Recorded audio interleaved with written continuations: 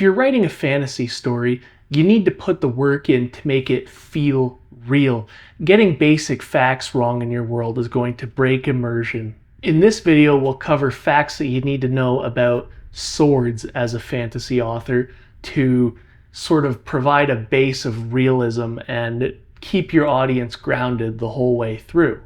So when it comes to swords, and we're going to look at this mainly through a base of fantasy, right? Like a traditional fantasy story, we end up with, a lot of stories where swords are going, people are just sort of wildly swinging them around, or they're doing these highly choreographed, clearly fake sort of acrobatic type of things, and the swords are going like shing, shing, shing off of each other.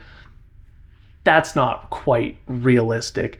You can have a little bit of that, but you really want to have more of a foundation so that you can take some liberties here and there and make it fantastical, right? The first thing to think about is that swords, they don't really make that fork and knife sound, that shing, shing, shing. That's more for dull metal. That's more on the flat side. With a sword, if it goes edge to edge with another sword, it's going to be more like a clong, clong, clong type of thing. And in a sword fight, you want to make sure that every strike is an attempt to hit the opponent. You don't want to have this, or at least to draw out some kind of mistake or movement that leads to a vulnerability. You don't want to have these fancy twirls and behind the back and I'm just going to spin around and spot or somersault in that direction. It's, people are very fast, especially if they're trained. If you roll out of the way of a slash, you're getting stabbed before you're even done the roll, potentially multiple times. So you want to be sort of facing your opponent and poking, prodding. You do a bunch of different stuff with your fight, but if you're swinging, you are actively trying to hit them. And then when they respond in turn, they're either moving out of the way or blocking, or maybe they're redirecting with a parry and they answer with a strike of their own. It's a lot more nuanced than just smack your sword, smack your sword, smack your sword. Sword fighting is an actual type of martial art. And historically speaking, there were actually multiple different schools of it. And it was taught kind of a lot like something like karate is today, or mixed martial arts is today.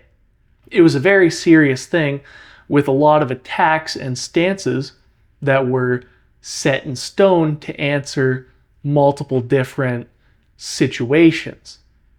Now, there is always room for evolving and for nuance and stuff, but, do treat it less like you're wildly waving a sharp thing at somebody and more like these are two master martial artists coming in combat together. Or if they're not, if they're normal dudes, they will be in over their head. They will be making mistakes and stuff. You can convey that too. Something to think about is, do your characters use a sword that's more like a Viking sword, or do they use one that's more like a classic medieval knight type of sword with a crossguard? The ones with the crossguard are called cruciform swords because they look kind of like an actual cross, like a Catholic cross or whatever. But the ones that don't have that really wide crossguard, they're actually intended to be used in conjunction with a shield, right? Two-handed, like shield sword. And you're supposed to be using your shield as a sort of way to protect your hand and everything, right? You're poking out from the angle, you're slashing with the shield to help. The cruciform sword It was still used with shields and whatnot. Like, definitely, I'm not saying it wasn't. But then that's when you find them more likely to be used without a shield. That said, a sword wasn't like the number one way to do battle. It was a lot more common for it to be like spears and different pole arms, something with big reach. But swords were used in combat, especially in like, life or death or self-defense scenarios and whatnot. Um, there were actually laws, by the way, about using your sword to strike rocks to intimidate people. Because if you swing your sword and you smack it against rocks, you will actually cause sparks and stuff, depending on the type of steel that's used, of course. But a lot of people used to do that for intimidation and stuff. So they made actual laws about it. And something that people used to do as well is they would like go to the house of somebody they don't like, and they would actually like hardcore chop at the door and damage the door. Now, is it realistic to chop through a door? Not particularly. Like, it can be done. But that wasn't the point of it. The point of it was the disrespect and the intimidation, right? Like, imagine you're minding your own business one day and there's somebody you've made mad, and then all of a sudden there's a bunch of pounding and slashing at your door. You're going to be very scared about it, most likely. If you rush out to meet them, if you go out to a sword fight, there's a very, very high likelihood that you're getting stabbed before you're finished opening the door, right? But again, I'm digressing there. The whole point is that it's about the intimidation factor, and there were laws saying you are not allowed to do that. If you were caught doing that, you would be punished. Like, they took it quite seriously if you were going around doing that. I want to get into durability real quick, because a lot of people, they imagine swords as like, something that's very, very straight and very like solid and set in its shape. But a lot of swords, you could actually put the tip on the ground and step on, and you could bend the sword as long as you're stepping on the flat of it and not the edge. You can bend the sword in some cases, like, a good past a 45-degree angle, right? Some swords you can even bend up to like 70 degrees and they'll just come back. If you watch like a ballistics gel dummy get stabbed in slow motion, you will see that the blade doesn't go straight in. It goes like whoop, whoop, whoop, whoop, whoop, and it wobbles and bends the whole way through. Technically, that's a good thing because it's causing more damage, ripping around and whatnot, less clean wound, blah, blah, blah. Also, in the topic of durability, people imagine a sword, like you whack it against a tree a bunch and whatnot, and then it's ruined, or you whack it against stones and it's ruined, or you go into combat one time, you do one sword fight, and the edge is mangled and gnarled. And to some degree, that is true, but like, the further we get into the medieval period, the more high quality the steel becomes, and it does get to a point where it's like, if you're smacking a sword against another sword on purpose to break it, you can, but a lot of the times you can smack sword on sword, like edge against edge, over and over and over again, and there will just be some kind of like tiny nicks that maybe you grind out, maybe you leave there because it's not the hugest deal. Swords getting ruined are a lot of the time, it's the kind of stuff that like you couldn't help if you're in combat and it gets ruined, right? Like, if you end up meeting something that's real hard, right? Like you smack it against an actual knight's breastplate or something, you're probably going to roll the edge because that's really high quality hard metal.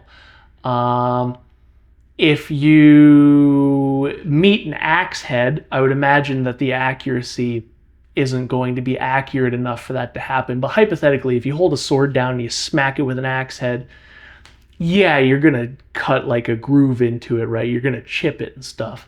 But unless you're really, really, really abusing this sword, it's not going to become unusable. It's just kind of like you grind it out, you refinish it, good to go. And if it's really bad, maybe it's not fixable, right? But two things to think about. If you watch any sword destruction tests on high quality steel, even stuff we would have had in the Middle Ages, one, when they break it, it's usually because they're actively trying to break it, right? Like you'll see channels chop against a 4x4 and they're damaging the edge, but it'll be fixable, right? And you've sat there and you chopped through like a quarter of a 4x4, right? Like how realistic is that? Above all else with durability though, the sword is meant to be a weapon. It's meant to be used and abused and to save your life, right? If you get into a fight, you're not going to go, oh my God, my sword is not going to be pretty after this, right? Like if the sword breaks, you're like, thank God it did its job. That said, there are times where there's a catastrophic failure, right?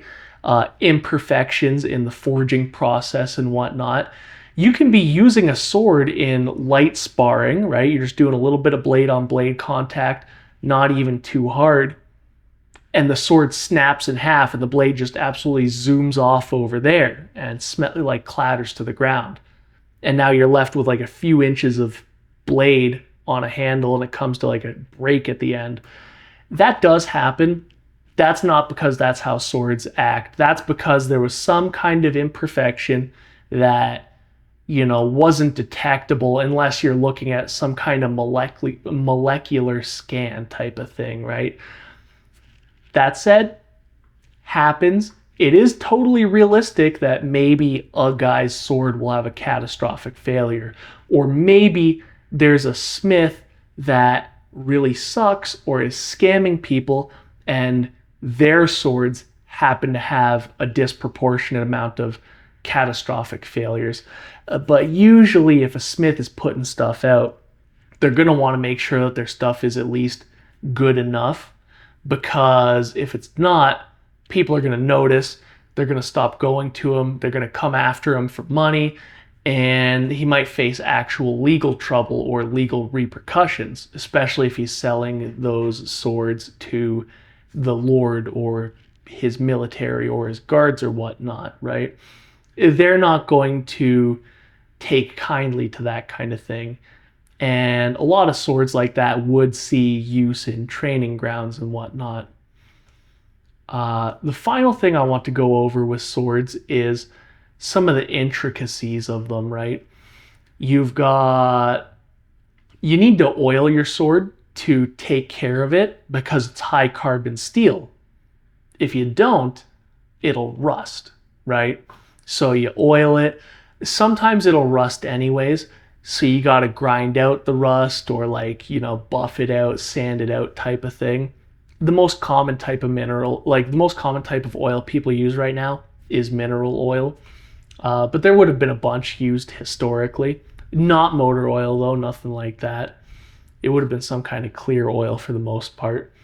And regardless of how well you look after it, if you're touching your sword, you're going to get like black fingerprints that are permanent in the sword unless you grind those out as well. It doesn't have to be rust. It's just like the high carbon content of that steel does lead to some discoloration either way. Now, all of that to say, a foundation of realism and authenticity will ground your story, and it will give it a it'll give it a base, a jumping off point that allows you to take artistic liberties elsewhere. Do you have to factor in all of these points or any of these points?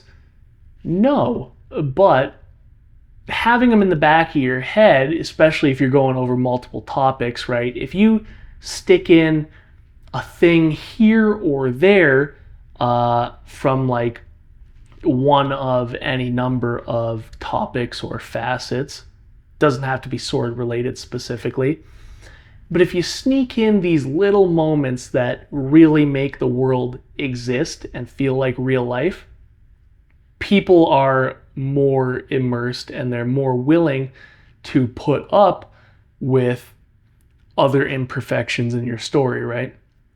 So that's why I always recommend, do your research, get a good base of knowledge, and actually have an interest in the type of stuff that you are writing about, right? That's all I have for today. So as always, make sure to like and subscribe. And if you have any questions, make sure to write them down in the comment section below.